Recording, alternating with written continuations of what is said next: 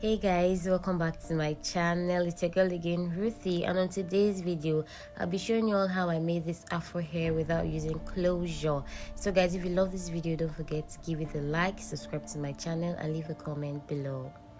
So this is the wig net I'll be using for today's tutorial, and as usual you're pinning it down, and that's the extra braids I braided off the camera. I'll be leaving the link in the description box down below so you guys could go watch it and learn it. It's self-explanatory, trust me. So guys, today's tutorial will be showing you how I made these braids, making them as natural as possible without using a closure.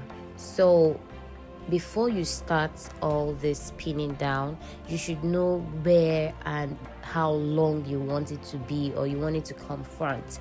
So guys, before doing this, just take one piece of the hair and then just measure it with your head. Just put, you see the way I'm pinning it down, just do it like that on your head and know the inches that's going to pop out of the hair, and then you pin it down. So you can actually pin it down in the beginning of where it stopped on your head. I don't know if you understand me. Or you can pin it down like the way I did, but you already know where you have to put in front or how forward you want it to be. So that's how the other side looks like, and I made sure I pin them down together because I don't want to get things messed up. So guys, after I was done pinning the hair down and arranging it for sewing in, then I went on with the sewing. And this hair, I don't know, but actually you can't use a glue on this hair, and the reason is because glues don't really stick on bigger hair. You can only glue a smaller braid, medium size, but you see thick hairs, you don't have to glue them, you have to sew them if you really want to enjoy the hair. If not, I was saying I don't want to sewing, I don't want to just I wanted to actually glue it, but then I realized I can actually glue this hair. I have to sew it in because it's big. So guys, if you notice, while I'm sewing it not just on the hair, but I'm actually adding the net to it. And I'm not also just sewing the net, I'm also going to be adding the other parts of the hairs together, so it has this firm and unmovable structure. They would go together, like you wouldn't see spaces in between, or you wouldn't see one falling down. So that's the logic I'm using to sew this hair today. So guys, please, while sewing, do not forget to tie your threads once you're done with that section of the thread, or with the section, or with the part. Okay, make sure you always remember to tie your thread because it's important.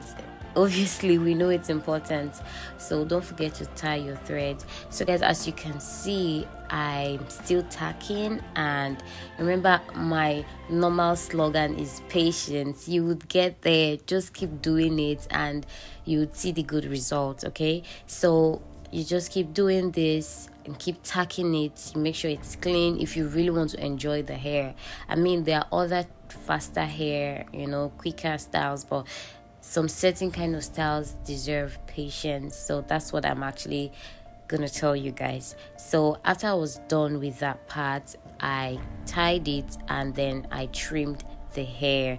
Mind you, I didn't remove those pins because I wanted the hair to keep lapping like that. So once I was done tacking these ends and doing the crochet and all that, I ended up removing it, so it still has that lapping kind of look. So guys, for this end, I'm going to be tacking all the ends together so that I'll be able to bend them or do a clean finishing touch. So guys, for this finishing touch, I tacked it twice first of all, and then after I tacked it twice, I chopped off some parts and then burnt some parts. And while I chopped some parts, the parts I didn't cut off, I actually stitched them upwards. You're going to be seeing that shortly. And the part which I cut, I burnt them and stuck them in the hair. So this part I actually cut off is really funny. I don't know if you guys can do it, but if you actually find a better way of doing this ending, please let me know, because this fire stuff was not just a good idea. I don't know, for some people it might not be, but for some people it's perfect. So I used this lighter to burn the ends of the hair. That's the ones I actually cut off, and I almost burnt all my wig cap but I thank God I didn't burn them, or I didn't burn any. But yeah, it was just not what I was born for, burning.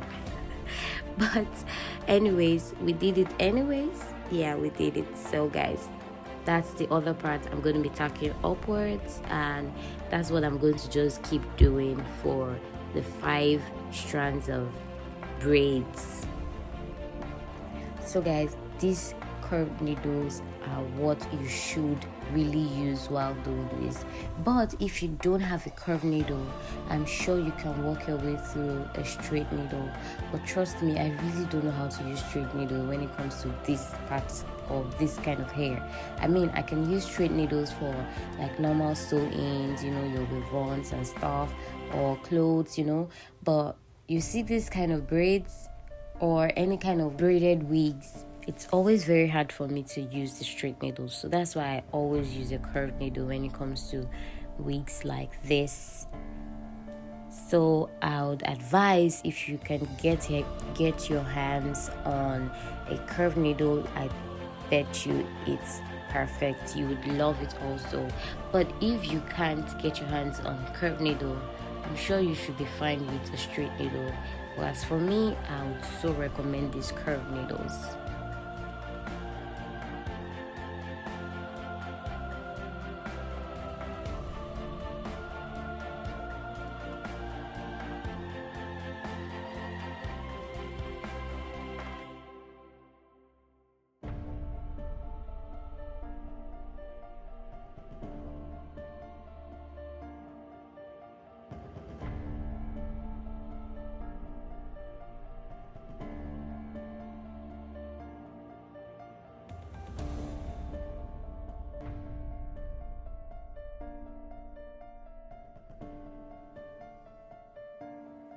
So while I was done with the top parts, I went in by tacking it down after I was done burning it.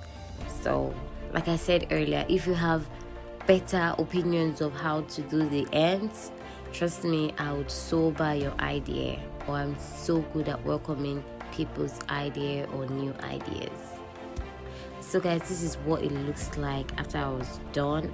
And for the crochet, I'll be using the Caribbean faux Remi fiber bundle braids. So guys, before I continue, please don't forget to like, subscribe, leave a comment below, and also don't forget to hit the notification bell to get notified whenever I upload a new video. So I wanted this hair to fall to my right, so that's why I was standing at the right. If you want your hair to fall at the left, you just have to position yourself well, or you use the crochet to position the hair, even if you're standing at the right. But just because I was videoing and stuff, I had to make the view clear for you guys to see. So I wanted the hair to be at the right, to fall at the right. You can make it fall at the left. You can actually even use an Afro hair to do this hairstyle. I think the Afro hair looks so pretty on this hairstyle, but I didn't get my hands on any Afro that I liked, because I was seeing other colors and I wanted color 4, that's this exact color, but I wasn't getting it, so I had to buy this one. But trust me guys, if you use Afro on this hairstyle, you would love it, trust me.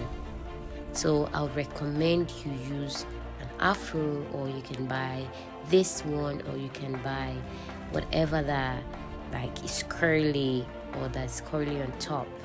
So guys, this is what the hair looks like, and please don't forget to like, subscribe, leave a comment down, and also don't forget to hit the notification bell to get notified whenever I upload new videos. So after you're done with the hair and you figure out the hair is too loose or too big, you could just equally add the side combs at the bottom and at the two sides of the hair. But this wig was actually small for me. It was not too small, it was my perfect size, so I actually didn't need a comb for myself.